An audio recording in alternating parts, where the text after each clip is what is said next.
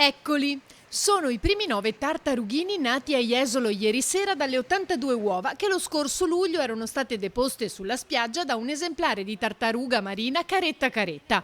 Un evento eccezionale perché fino ad ora non si era mai verificata una schiusa così a nord nell'Adriatico.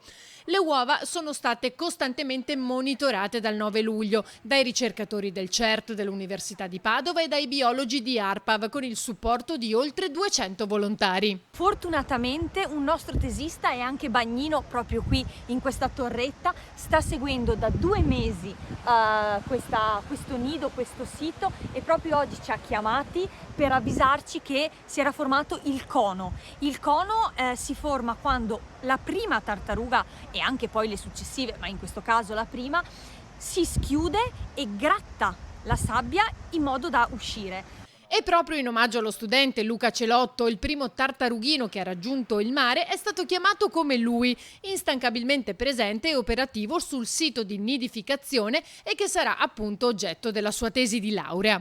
Le operazioni di accompagnamento dei piccoli verso il mare hanno richiesto una particolare attenzione e la sorveglianza del nido prosegue perché la schiusa non è ancora terminata e nelle prossime ore potrebbero nascere altri tartarughini. La cosa più importante da fare è mantenere la distanza, non cercare in nessun modo di interagire con gli animali e nel caso in cui si ritrovassero delle piccole tartarughe disperse o disorientate nella battigia o anche più su verso la città di Jesolo, chiamare immediatamente il 1530 che è il numero delle emergenze della Guardia Costiera.